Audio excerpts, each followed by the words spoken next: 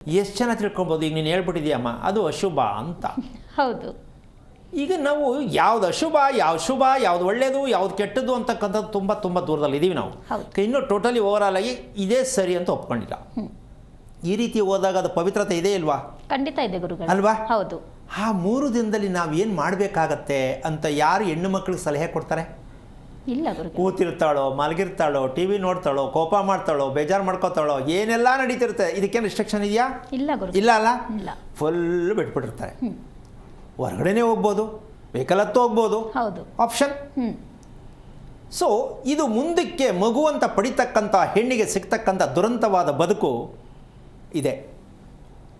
ಹೆಣ್ಣಿಗೆ ದುರಂತವಾದ ಸ್ವೇಚ್ಛಾಚಾರವಾಗಿ ಆ ಒಂದು 3 ದಿನವನ್ನ ತನ್ನ ಅನುಕೂಲಕ್ಕೆ ತಕ್ಕಂತೆ ಬಳಸಿದಂಥ ಹೆಣ್ಣಿಗೆ ಸಿಗುವಂಥ ಮೊದಲನೆಯ ದುರಂತವಾಗಿರ್ತಕ್ಕಂಥ ಒಂದು ದೊಡ್ಡ ಕೊಡುಗೆ ಯಾವುದು ಅಂದರೆ ಅಜ್ಞಾನತ್ವವುಳ್ಳ ಮಗು.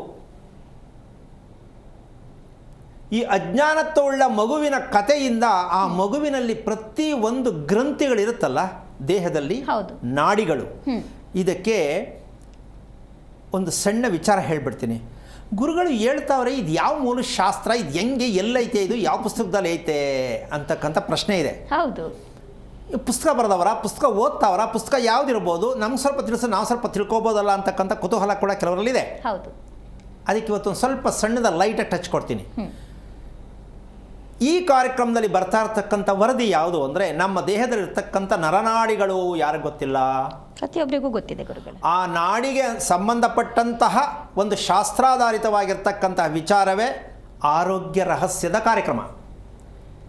ದೇಹದಲ್ಲಿರ್ತಕ್ಕಂಥ ನಾಡಿಗಳು ಯಾವ ರೀತಿಯಲ್ಲಿ ನಮಗೆ ನಿದ್ರೆಯಿಂದ, ಊಟದಿಂದ, ಪ್ರತಿಯೊಂದರಲ್ಲೂ ಯಾವ ರೀತಿ ನಮಗೆ ಸಪೋರ್ಟ್ ಕೊಡುತ್ತೆ, ನಮ್ಮ ಜೊತೆ ಇರುತ್ತೆ ತಾನೇ? ಅದನ್ನು ನಾವು ಹೇಗೆ ಬಳಸಬೇಕು, ಹೇಗೆ ಬಳಸ್ತಾ ಇಲ್ಲ ಅಂತಕ್ಕಂತಹ ಮಾರ್ಗದರ್ಶನ ಕೊಡ್ತಕ್ಕಂಥದ್ದೇ ಆರೋಗ್ಯದ ರಹಸ್ಯದ ಕಾರ್ಯಕ್ರಮವಾಗಿದೆ ಹೊರತು ಎಲ್ಲೋ ಇದೆ ಇದು, ಎಲ್ಲೋ ಐತೆ ಅಂತ ಹುಡುಕಿದ್ರೆ ಜೀವನದಲ್ಲಿ ಸಿಗಲಿಕ್ಕಿಲ್ಲ. ಯಾಕೆ ಅಂದರೆ ಈ ರೀತಿಯಾಗಿರ್ತಕ್ಕಂಥ ರಹಸ್ಯವನ್ನು ತಿಳ್ಕೊಳ್ತಕ್ಕಂಥದ್ದು ಅಷ್ಟು ಸುಲಭವಲ್ಲ. ಇದಕ್ಕೆ ಎಷ್ಟೋ ತಲೆಮಾರಿನ ಅಧ್ಯಯನವಾಗಿರ್ತಕ್ಕಂತಹ ಒಂದು ವಿದ್ಯೆ ಅಂತ ಹೇಳಬಹುದು. ಅಷ್ಟು ಕಿಟ್ಟಿರೋಣ. ಹಾಗಿರಬೇಕಾದ್ರೆ ಬೇರೆಯವರು ಹೇಳೋದಕ್ಕೂ ಇವ್ರು ಹೇಳೋದಕ್ಕೂ ಇಷ್ಟೊಂದು ವ್ಯತ್ಯಾಸ ಯಾಕೆ ಅನ್ನೋದಕ್ಕೆ ಉತ್ತರ ಬೇಕಲ್ಲ? ಖಂಡಿತ ಬೇಕು ಗುರುಗಳೇ. ಅದಕ್ಕೊಂಚೂರು ಟಿಪ್ಸ್ ಕೊಟ್ಟಿದ್ದೀನಿ. ಹಾಗೆ ಹೋಗ್ತಾ ಇನ್ನು ಮುಂದೆ ಬೇಕಾದಷ್ಟು ಕೊಡೋಣ, ಒಂದೇ ಸಲ ಹೇಳಲಿಕ್ಕಾಗಲ್ಲ. ಈಗ ನಾಡಿ ಬಗ್ಗೆ ಮಾತಾಡೋದು, ನಾಡಿ ವಿಚಾರದಲ್ಲೂ ಹೇಳಿದ್ದೀವಿ. ಮಗುವಿನ ದೇಹದ ನಾಡಿಗಳು ಶುದ್ಧೀಕರಣ ಆಗಬೇಕು, ಶುದ್ಧಿಯಾಗಿರಬೇಕು, ರಕ್ತ ಪರಿಚಲನೆ ದೇಹದಲ್ಲಿ ಶುದ್ಧವಾಗಿ ನಡಿಬೇಕಾ ಬೇಡವಾ? ಖಂಡಿತವಾಗ್ಲೂ ನಡಿಬೇಕು ಗುರುಗಳೇ. ಮುಂದೆ ಸಿಗುವ ಮಗುಗೆ ಈಗ ಪಾಯ ಹಾಕ್ಕೋಬೇಕು. ಪಾಯ ಹಾಕ್ಕೊಳ್ಳೋದೆ ಈ 3 ದಿನದ ರಜಾ. ಇಷ್ಟೊಂದೆಲ್ಲ ವರ್ಣನೆ ಮಾಡಿದ್ರೆ ಹೆಂಗಿದು ಕತೆ ಅಂತಂದರೆ, ನಾವಿವತ್ತಿನವರೆಗೂ ಅನುಭವಿಸ್ತಾ ಇರ್ತಕ್ಕಂಥದ್ದು ಇಡೀ ಪ್ರಪಂಚದ ಇತಿಹಾಸದಲ್ಲಿ ಈ ಪ್ರಶ್ನೆಗೆ ಇನ್ನೂ ಉತ್ತರ ಸಿಕ್ಕಿದೆಯಾ ಅಂತ ನಾನು ಕಾಯ್ತಾ ಇದ್ದೀನಿ ಬೇಕಾದಷ್ಟು ಕಡೆಯಿಂದ. ಇದಕ್ಕೆ ಉದಾಹರಣೆ, ಒಂದು ಮಗು ಇನ್ನೊಂದು ಮಗು ಥರ ಇರಲ್ಲ. ಹೌದು. ಒಂದು ಮಗು ಒಪ್ಪೋದನ್ನ ಇನ್ನೊಂದು ಮಗು ಒಪ್ಪಲ್ಲ. ಹೌದು. ಗಂಡ ಒಪ್ಪೋದನ್ನ ಹೆಂಡತಿ ಒಪ್ಪಲ್ಲ, ಹೆಂಡತಿ ಒಪ್ಪೋದನ್ನ ಗಂಡ ಒಪ್ಪಲ್ಲ. ಇದಕ್ಕಿನ್ನ ಏನಾದ್ರು ವಿಚಾರ ಬಂದಿದೆಯಮ್ಮ ಪ್ರಪಂಚದಲ್ಲಿ? ಇಲ್ಲ ಗುರುಗಳೇ. ಮದುವೆ ಮಾಡಿದ್ದು, ಮಗು ಮಾಡ್ಕೊಂಡಿದ್ದು, ಸಂಸಾರ ಮಾಡಿದ್ದು, ಇಷ್ಟೇ ಆಯಿತು. ಆದರೆ ತಪ್ಪಿಗೆ ಉತ್ತರ ಯಾವುದು?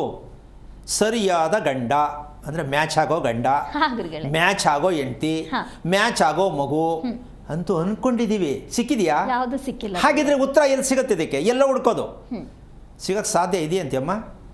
ಸಾಧ್ಯ ಇದೆಯಾ? ನಾವು ತಿಳ್ಕೊಂಡ್ರೆ ಸಾಧ್ಯತೆ ಇದೆ ಅನ್ಸುತ್ತೆ ಗುರುಗಳೇ. ಯಾಕೆ ಇಷ್ಟು ಹೊತ್ತು ಹೇಳ್ತಾ ಇದ್ದೀನಿ ಅಂದರೆ, ಒಂದೊಂದು ಮಾತಿಗೂ ಕೂಡ ಎಷ್ಟು ಮಟ್ಟಕ್ಕೆ ನೀವು ಅರ್ಥ ಮಾಡ್ಕೋತಿರೋ ಅಷ್ಟು ನಿಮಗೆ ಸತ್ಯ ಸಿಕ್ಕತ್ತೆ. ಗಾಬರಿ ಆಗೋದು ಬೇಡ ಯಾರೇ ಆಗಲಿ.